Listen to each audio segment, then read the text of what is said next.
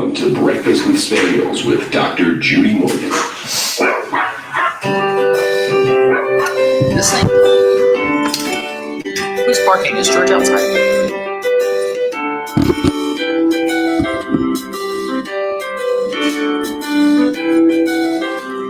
Huh?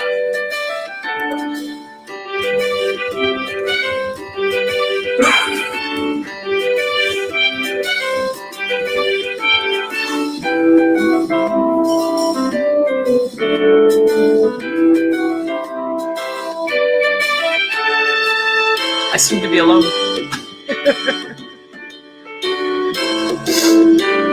Oh, there we go. Here we go. Interesting. Facebook is saying we're 8 minutes and 23 seconds in. Yeah, sure. Or 57 seconds, whatever.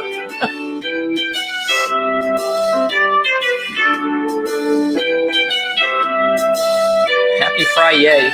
Yes, Friday. Remember, you can purchase all of Dr. Morgan's products at her website at www.drjudymorgan.com. Greetings now from it's time to sit back, relax, and enjoy the show.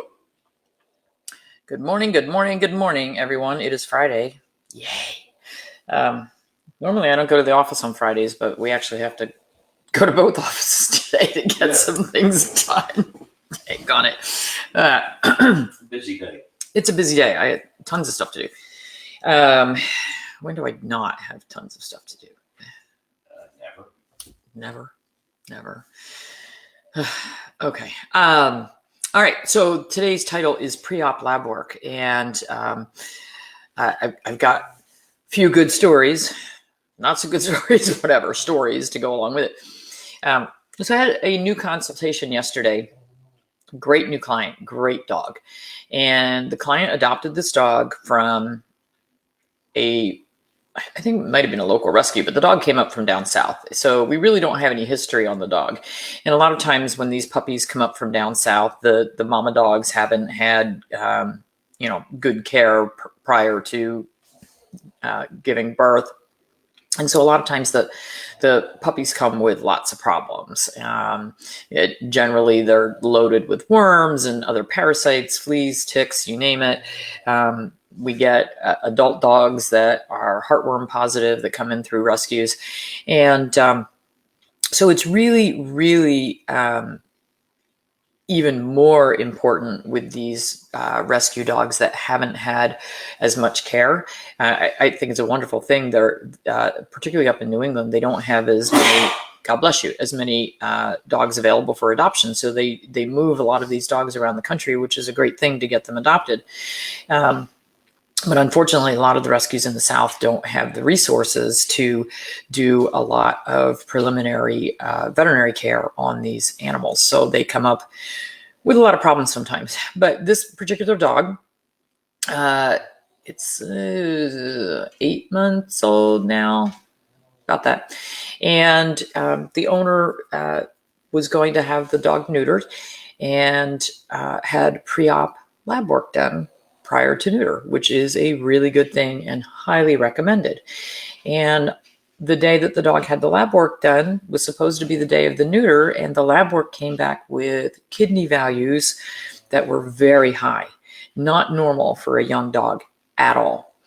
And, after our topic yesterday discussing a 12-year-old dog who was clinically ill and had kidney failure, but didn't get picked up right away because the lab work wasn't done at the initial visit.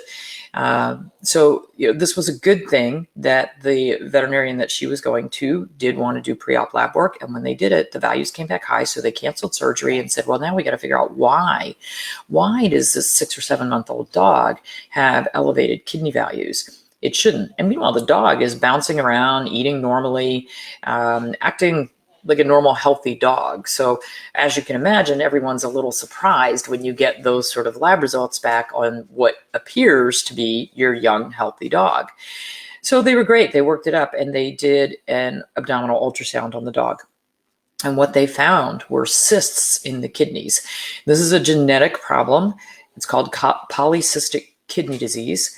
and it leads to kidney failure. And the prognosis for these dogs is not very good. Now, the cysts on this dog's ultrasound were very, very tiny, but they are there. And with time, they generally tend to get worse, they get bigger, and the kidneys will ultimately fail.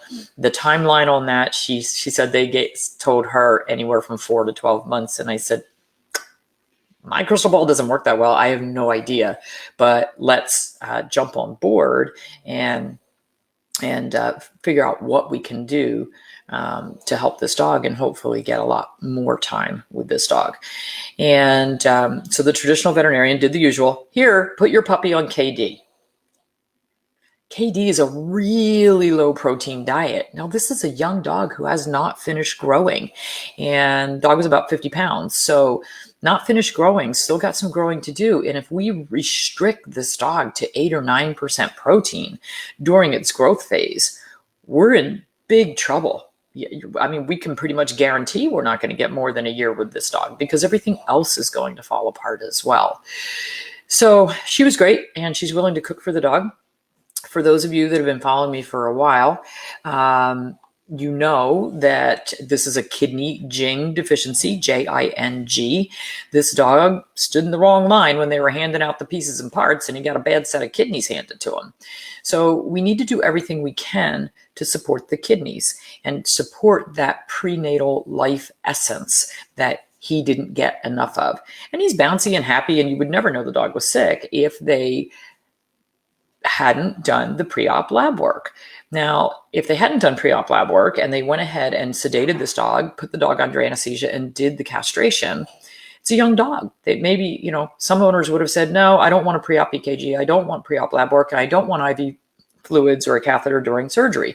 So then we're taking a dog whose kidneys are not working well, has elevated BUN and creatinine, applying anesthesia and surgery and no fluids. That's a recipe for disaster. That's a recipe for putting this dog into absolute kidney failure and bye-bye kidneys.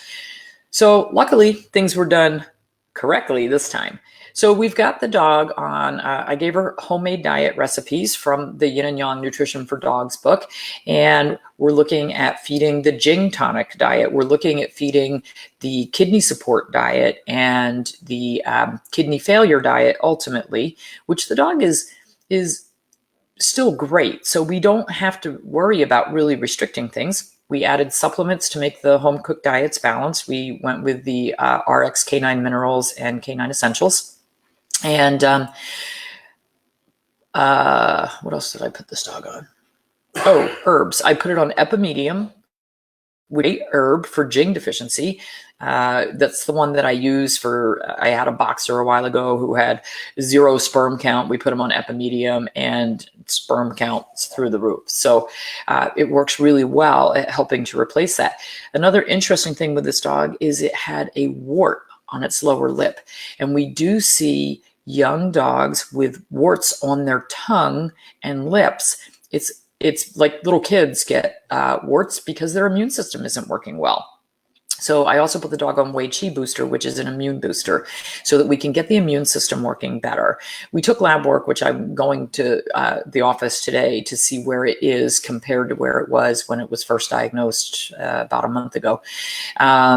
And see if we need to add other supplements. If the phosphorus is too high on this dog, then we're going to have to add something like the phosphine to bind that up so that we can keep the calcium and phosphorus in balance.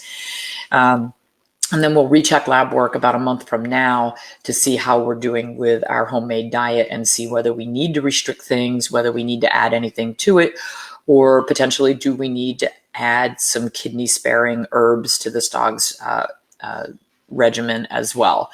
So really interesting case. Now, on the flip side, we do a lot of spay neuter work for our local shelter. And this week we had 3 big dogs, 1 for spay and 2 for neuter. We don't get to do any pre-op lab work on these dogs. And these are adult dogs. We have no idea if they have any pre-existing conditions going into surgery. They don't get the benefit of IV catheters and IV fluids. It's basically a quick, low-cost spay or neuter. And one of the spays on Tuesday was great during surgery, sent her back to the shelter, An hour later, they were on the phone saying this dog is bleeding. She's dripping blood through the incision, and brought her back, and this dog just no clotting. And so we opened her back up, retied everything, searched around, tried to find, an obvious source of the bleeding and couldn't find it. But we just said, well, we're just going to do the best we can, closed her back up, put her on IV fluids to get her blood pressure back up, and managed to save the dog. If they hadn't brought her back, this dog would not have made it. But the next day, she still didn't want to eat. Couldn't blame her. She'd been under anesthesia twice. And then as the day wore on yesterday, she started losing feeling in her legs and was not able to stand on her own. So it was Wednesday.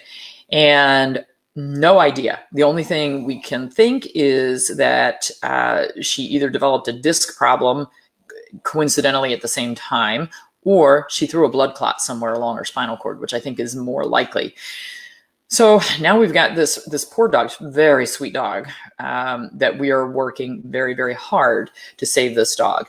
And perhaps with lab work ahead of time, we could have preempted this whole fiasco. So it is really important. I understand with shelter medicine, things are done differently. But for those of you with your pets and you're taking them in for any kind of surgery, please, please, please do the pre-op lab work. If they're having an abdominal surgery, ask that they do the clotting profile along with it, so we know whether the pet has the ability to make the blood clot. We need that. We need to know what our starting point is. Always opt for the IV catheter. Always opt for the IV fluids. Opt for the blood pressure monitoring, the EKG. We need to know what we're dealing with when we get in there. That's the safest way to get your pet through surgery successfully. Okay, I am going to go do stuff. I got tons of stuff. But one of the reasons I want to go to the clinic is I'm going to check on this dog today. Sweet dog. I think we're going to pull her through it. Just a long haul.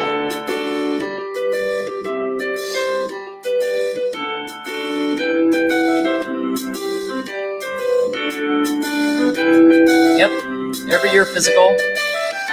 Older pets, 2-3 times a year physicals. Lab work, lab work, lab work. Thank you, Teresa. Eggs, sardines for kidney gene deficiency, small nuts and seeds, almonds, walnuts, sesame seeds.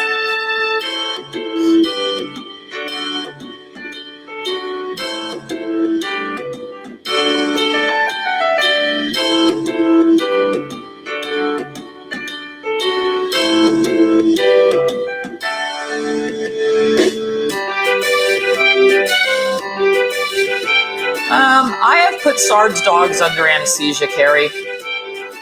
Again, carefully.